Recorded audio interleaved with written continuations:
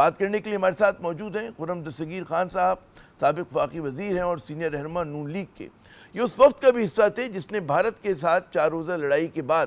پاکستان کے موقف کو امریکہ اور دنیا کے دیگر مغربی ممالک میں اجاگر کیا۔ شکریہ خرم صاحب ہمارے ساتھ دینے کا۔ سب سے پہلے تو یہ بتائیے کہ بلاول صاحب نے گزشتہ چند ہفتوں میں بھارت کے حوالے سے دلچسپ بیانات دیے ہیں۔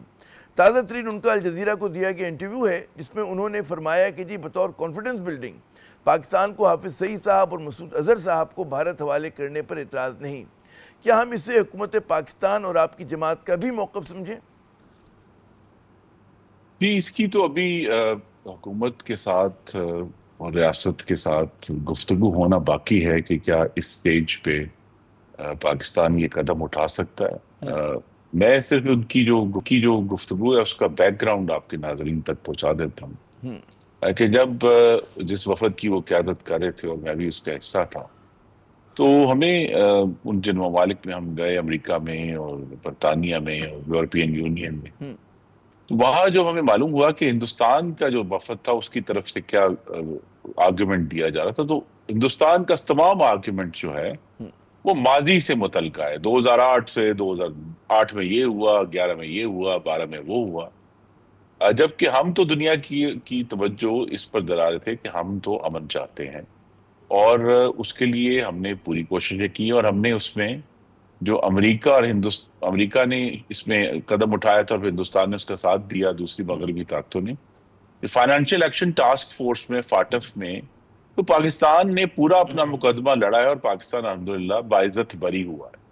تو لہٰذا وہ کیس بار بار نہیں لڑا جا سکتا۔ ہم نے اس کو جو بھی اس کے جوابات تھے، اس میں جو ایکشنز لینے تھے، پاکستان نے بہت بڑے ایکشنز لیے ہیں اندرونی دہشت گردی کے خلاف۔ تو بلاول صاحب غالباً اس ماضی کی طرف بھی اشارہ کر رہے ہیں، لیکن ابھی یہ پالیسی بننے میں کچھ فاصلہ ہے، اور اس پالیسی کی جو ڈسکشن ہے اس کا آغاز بھی انہی کی طرف سے ہوگا، تو پھر اس پر غور کیا جائے۔ اچھا، جو بڑی دلچسپ بات ہے کہ ظاہر ہے کہ انہوں نے کسی تناظر میں، جیسے کہ آپ فرما رہے ہیں کہ انہوں نے بات کی ہے، بھارتی میڈیا تک یہ خبر پہنچی ہے، تو جس طرح سے اس خبر کو اچھالا گیا ہے یا یہ کہا گیا جی پاکستان تیار ہے، ایک تو یہ ان کا مفروضہ انہوں نے شروع کر دیا۔ ان کے تمام اخبارات، آپ ہندو دیکھ لیں، آپ ٹائمز آف انڈیا دیکھ لیں، جو بھی آپ کو ویب سائٹس پہ نظر آتے ہیں۔ دوسرا وہ یہ بھی کہہ رہے ہیں کہ جی بلاول صاحب کا جو بیان ہے بڑا امیچورش ہے، اور مطلب اس کو سنجیدگی کے ساتھ نہیں لینا چاہیے، کیونکہ یہ مطلب ہے کہتے ہیں نا گاڑی کے آگے گھوڑا باندھنے والی بات ہے۔ کچھ اس طرح کا انہوں نے کام کر دیا کہ لوز بال لوگ کہہ رہے ہیں کہ جی انہوں نے کرا دی ہے، قبل از وقت دے دیا ہے۔ when there are no takers for peace in India، وہ آپ سے مذاکرات برائے مذاکرات کے لیے تیار نہیں، اور جب اس قسم کے میسیجز آتے ہیں تو یہ لگتا ہے کہ جی پاکستان لچک کا ہی نہیں مظاہرہ کر رہا بلکہ قلعہ بازی کھا رہا ہے اپنے پرانے موقف کے مقابلے میں۔ جی، تو اس لیے جو ہے وہ بلاول صاحب نے ہمارے پورے اس دورے کے دوران بڑی قابلیت اور مہارت سے پاکستان کا جو کیس ہے وہ لڑا ہے، لیکن یہ اچھا ہوا کہ ہمیں سب کو یاد آ گیا کہ یہ دو فرق جماعتیں ہیں جو حکومتی اتحاد کا حصہ ہیں، اور پیپلز پارٹی کی پالیسی جو ہے وہ فرق ہو سکتی ہے جس طریقے سے وہ اس معاملے کو ہینڈل کرنا چاہتے ہیں۔ انہوں نے کیا بھی 2008 میں ممبئی کے بعد سے 12 تک جو ہے 13 تک اس کو ہینڈل بھی کیا، تو لہٰذا ان کو 4-5 سال کا تجربہ بھی ہے اس سارے معاملے میں، تو ان کی نظر میں شاید کوئی ایسا راستہ ہوگا۔ میرا تو اب ذاتی رائے یہ ہے کہ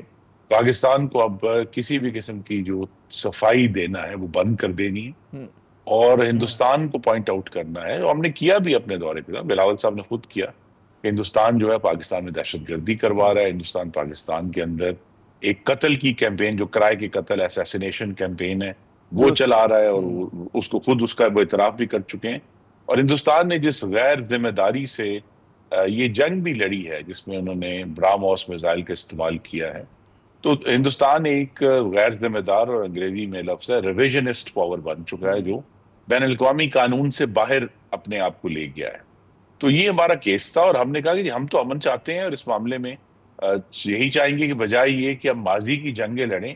ہم مستقبل کے امن کی تعمیر شروع کریں۔ یہ آپ نے بڑی اچھی بات کی کہ پاکستان کو وضاحتیں دینے کی، اور بلاول صاحب سابق وزیر خارجہ بھی ہیں۔ اچھا، جب دو ممالک کے درمیان ایکسٹریڈیشن کی ٹریٹی نہ ہو، حوالگی کا ہمارا کوئی معاہدہ ہی نہ ہو، تو اب آپ کے خیال میں یہ بیان دینا،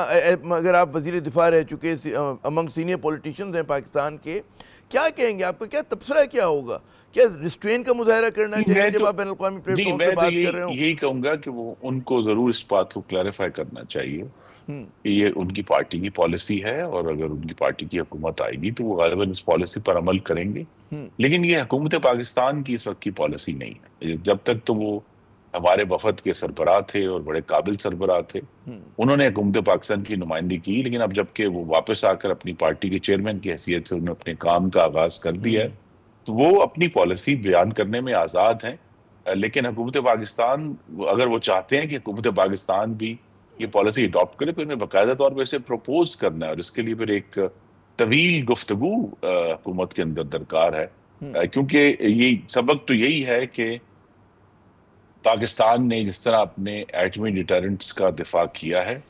اس پہ آپ کو معلوم ہے کتنا دباؤ آیا ہے، لیکن ہم نے یہ بھی دیکھا کہ وہ 3 ملک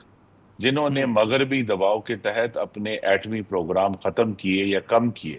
ایران، یوکرین اور لیبیا، وہ تینوں تباہ ہو چکے۔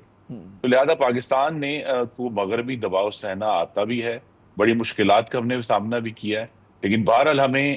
ہم نے جو مارکہ حق میں اپنے سے 7 سے 10 گنا بڑے دشمن کو شکست دے کر یہ ثابت بھی کیا ہے کہ پاکستان کے پاس اپنا اپنی دفاع کر سکتے دفاعی اچھا۔ قوت بھی موجود ہے، اور اسی لیے جو ہے اب اسی بنیاد پر ہی آنے والے دنوں میں پاکستان کی جو فورن پالیسی ہے، دیکھیے ایشوز یہ پاکستان کے اوپر بہت پرانا الزام ہے دہشت گردی کا، اور ہم نے جیسا میں نے کہا فاٹف میں وہ سارا بھگت لیا ہے، تو ہمیں بار بار جو ہے وہ دوسری آپ نے ڈبل بتایا، جیپرڈی نہیں کھیلنی۔ اچھا آپ نے یہ فرمایا کہ بلاول صاحب نے یقیناً نوجوان رہنما ہیں،